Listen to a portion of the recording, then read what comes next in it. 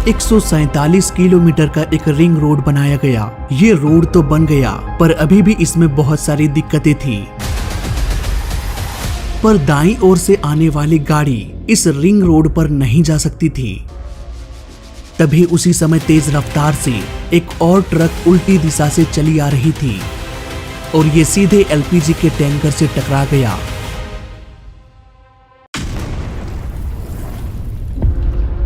Hey guys, welcome back to the AR info. Jaipur साल 2018 JDA यानी कि जयपुर डेवलपमेंट अथॉरिटी के द्वारा 147 किलोमीटर का एक रिंग रोड बनाया गया, जो जयपुर को कुछ इस तरह से काटते हुए साइड से निकल जाती है। शहर से होते हुए जाने की जरूरत नहीं है। ये रोड तो बन गया पर अभी भी इसमें बहुत सारी दिक्कतें थी। यहाँ पर कोई क्लोवर लीफ यानी कि रिंग रोड को मिलाने वाली कोई ब्रिज नहीं बनाई गई थी। इट मीन्स बाएं साइड से तो बड़ी आसानी से रिंग रोड को पकड़ा जा सकता था, पर दाईं ओर से आने वाली गाड़ी इस रिंग रोड पर नहीं जा सकती थी। अगर किसी गाड़ी को रिंग रोड में जाना है तो उसे आगे आकर यू टर्न लेना पड़ेगा और फिर रोड क्रॉस होकर रिंग रोड को पकड़ा जा सकता था।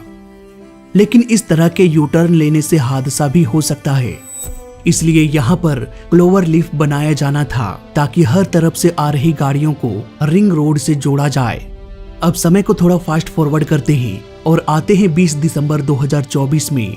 अब तक भी यहाँ पर क्लोवर लीफ का निर्माण पूरा नहीं हुआ और इतने सालों तक ये यू टर्न का सिलसिला ऐसे ही चलता रहा। 20 दिसंबर की सुबह 5:30 बजे यहाँ एक बहुत बड़ा हादसा होने वाला था। LP गैस से भरा एक ट्रक एक्सप्रेस वे से होते हुए आ रही थी। इस ट्रक को मथुरा के रहने वाले जयवीर चला रहे थे। इस ट्रक के टैंक में भरा था करीब 18 टन का लिक्विड पेट्रोलियम गैस, जो कि हाईली फ्लेमेबल गैस होती है। इस ट्रक को रिंग रोड में जाना था, लेकिन यहाँ पर रिंग रोड को कनेक्ट करने वाली क्लोवर लीफ का निर्माण नहीं हुआ था, इसलिए ये ट्रक आगे जाकर पेट्रोल पंप के पास यू टर्न लेने लगा। तभी उसी समय तेज रफ्तार से एक और ट्रक उल्टी दिशा से चली आ रही थी। मे बी उन्होंने यू टर्न ले रहे ट्रक को देखा नहीं और ये सीधे LPG के टैंकर से टकरा गया। इस टक्कर से दोनों ट्रक्स को ज्यादा नुकसान तो नहीं हुआ, लेकिन एक बहुत बड़ा खतरा मंडराने लगा। टक्कर की वजह से टैंकर का 5 नोजल टूट गया। फिर क्या था, टैंक के अंदर भरा 18 टन लिक्विड पेट्रोलियम गैस बाहर निकलना शुरू हो गया। पलक झपकते ही ये गैस आसपास फैल गई। अभी तक इस खतरे का अंदेशा किसी को भी नहीं था, बस तेज LPG गैस की महक आ रही थी और आसपास कोहरे जैसा धुंध छाने लगा। इससे पहले कि लोग कुछ समझ पाते, एक तेज धमाका हुआ। आग मानो बिजली की रफ्तार से फैल गई। दोनों ट्रक के साथ साथ आसपास मौजूद कई गाड़ियों में आग लग गई। आग में फंसे कुछ कार का डोर पिघलकर लॉक हो गया, वो अंदर ही फंस गए। बाइक में सवार एक व्यक्ति का हेलमेट इस तरह से जला कि उसका हेलमेट पिघलकर उनकी आंखों से चिपक गया। एक बस में इस तरह से आग लगी कि बस का डोर लॉक हो गया। कुछ लोगों ने दरवाजा खोलने की भी कोशिश किया पर वो खुला नहीं, जिन्होंने खिड़की तोड़कर अपनी जान बचा लिया।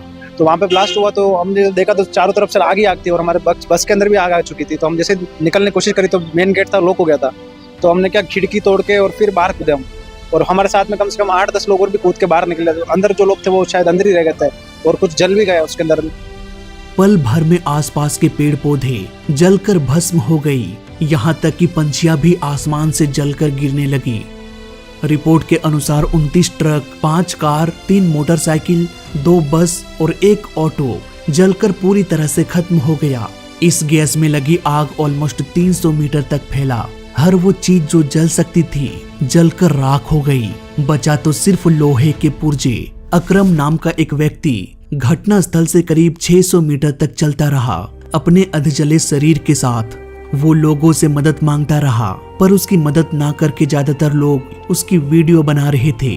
लेकिन हर कोई यहाँ पर इतना खुदगर्ज नहीं था दोस्तों। घटना से कुछ मीटर दूर एक किसान का बेटा 20 वर्ष का राकेश सैनी ने जैसे ही ब्लास्ट का आवाज सुना वो तुरंत ही बाहर आया। सामने कुछ लोग आग से बचते हुए भाग रहे थे। उन्होंने करीब 30 लोगों को एक 8 फीट के दीवार के उस पार कर दिया। इस बड़े से दीवार ने आग को आगे बढ़ने नहीं दिया और इस तरह से कई लोगों की जान बच गई।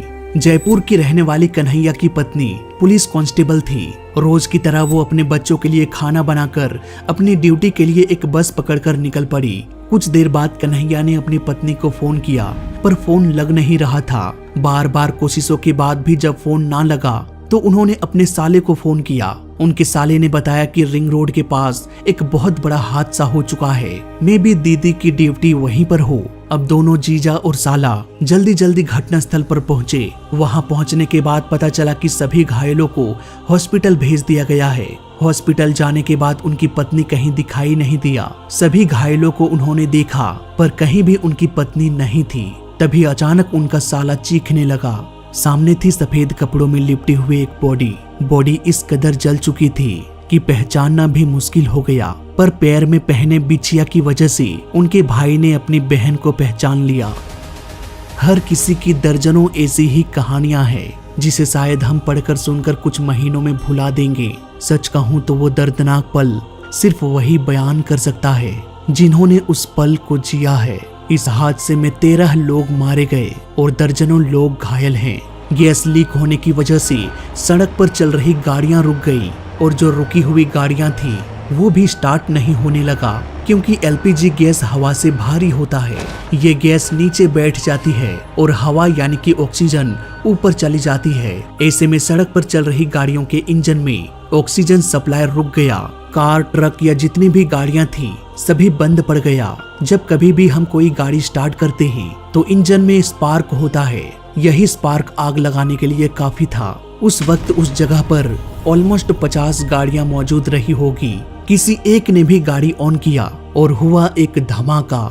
इतनी सारी गाड़ियों में कोई ना कोई तो इंजन को ऑन करके भागने की कोशिश करेगा ही, इसलिए आग लगना तो तय था। यही वजह है दोस्तों कि गैस लीक के तुरंत बाद आग लग गई और आसपास के गाड़ियों में बैठे लोग अपनी गाड़ी भी स्टार्ट करके भाग नहीं पाया। अक्सर ऐसे हादसे लापरवाहियों की वजह से होती है। यहाँ भी बहुत सारी लापरवाही की गई। टाइम्स ऑफ इंडिया के अनुसार NHAI का डेटा ये बताता है कि इसी साल इस एक्सप्रेस वे में कुल 7 जगहों को ब्लैक स्पॉट किया गया जहां हाई रिस्क है एक्सीडेंट होने की। उसी में से एक लोकेशन ये भी था। लेकिन फिर भी 4 से 5 सालों बाद भी सेफ्टी को लेकर कोई बड़ा कदम नहीं उठाया गया, और उठाया भी गया तो उसे पूरा नहीं किया गया। और ऐसा भी नहीं है कि ये पहला हादसा है। यहाँ पर इस एक साल में 84 सड़क हादसों को रिकॉर्ड किया गया इसी रोड में। इन हादसों में 38 लोग मारे गए और करीब 54 लोग घायल हुए। इवन इसी महीने यानी कि दिसंबर महीने में ही 7 हादसा हो चुका है।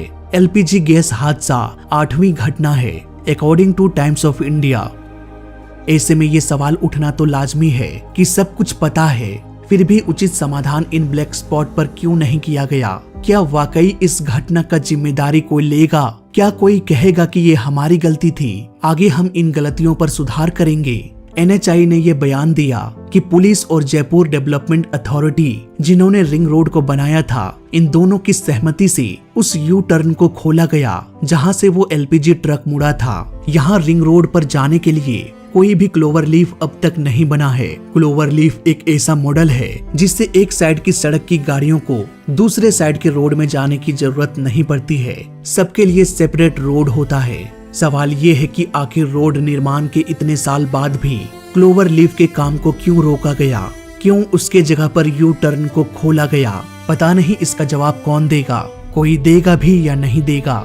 फिलहाल इस वीडियो में अभी तक के लिए बस इतना ही। मैं मिलता हूँ आपसे अगली वीडियो में, तब तक के लिए देखते रहिए और सीखते रहिए। जय हिंद, वंदे मातरम।